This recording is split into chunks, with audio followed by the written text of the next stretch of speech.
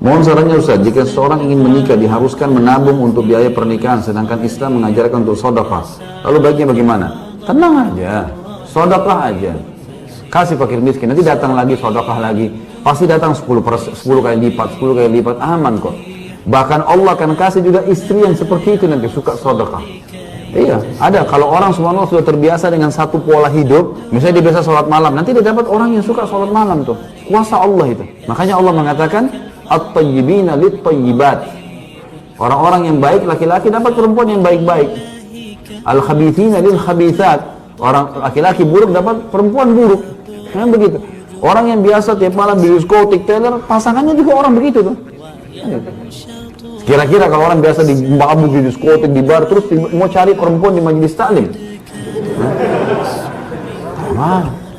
dia mau cari yang sealamnya dia kan gitu. Ya, sama dengan akhwat pakai jilbab terus kemudian mau cari laki-laki yang nakal, yang pemabuk, nggak mungkin. Ya gitu. Jadi memang sudah subhanallah kata Nabi SAW, al-arwahu junudun mujannadah. Ruh itu seperti sejalan. Jadi dia seirama. Kita kalau sudah mulai menuju kepada kebaikan teman-teman, nanti dengan sendirinya orang-orang yang dekat sama kita, orang-orang begitu juga, orang yang soleh. Makin soleh kita makin dekat banyak orang soleh. Nanti pasangan juga jadi begitu.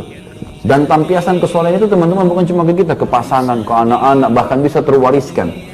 Bisa terwariskan, gitu kan? Sampai ulama hampir umumnya sepakat mengatakan kesolehan Umar bin Abdul Aziz terwariskan dari neneknya, cucu penjual susu yang dinikahkan oleh Umar bin Khattab dengan anaknya Asim. Gara-gara waktu neneknya punya cucu ini mau curang gitu kan, tambah dengan air, cucunya mengatakan enggak, jangan. Sudah tahu kisahnya kan? Belum. Sudah berapa kali dibilangin. Umar bin Khattab di zaman khilafahnya pernah lewat di rumah seseorang penjual susu, kemudian ditemukan nenek sama cucunya lagi mau ngatur susu untuk dituang di botol, dijual besok. Ternyata pesanannya bertambah. Kemudian lalu berkatalah si nenek ini, kayaknya cucu kita tambah aja air nih. Orang nggak ada yang tahu. Cucunya bilang, kenapa mesti ditambah air? Nanti kalau Umar tahu, Umar marah. Umar lagi ada di belakang tembok mereka. Lalu kemudian berkata, neneknya enggak, Umar nggak tahu.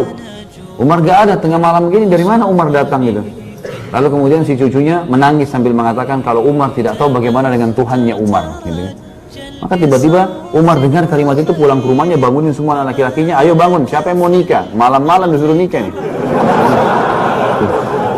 Langsung bangun, siapa yang mau nikah dengan cucunya penjual susu? Mereka bangun tidur, nggak ada yang bisa jawab, masih ngantuk. Suruh nikah. Nanti kata Umar bin Khattab, kalau tidak ada yang mau nikahi, saya akan nikahi. Barulah Asim angkat tangan, saya ayahku, sebagai bentuk bakti pada anda. Maka menikahlah Asim dengan perempuan ini, punya anak namanya Abdul Aziz. Abdul Aziz punya anak namanya Umar bin Abdul Aziz, gitu kan? Maka Umar ini saleh luar biasa. Kata para ulama, kesolehannya terwariskan dari neneknya yang tadi cucu penjual susu itu. Jadi kesolehan itu terwariskan bahkan kepada anak-anak. Makanya disuruh cari orang yang jalur nasabnya baik, kan gitu. Sampai begitu. يا قلب ما زلت تبكي على حبيب جفاك وسرت في ركب ليلى ولحظها إذ رماك وطارت الروح شوقا لمرتع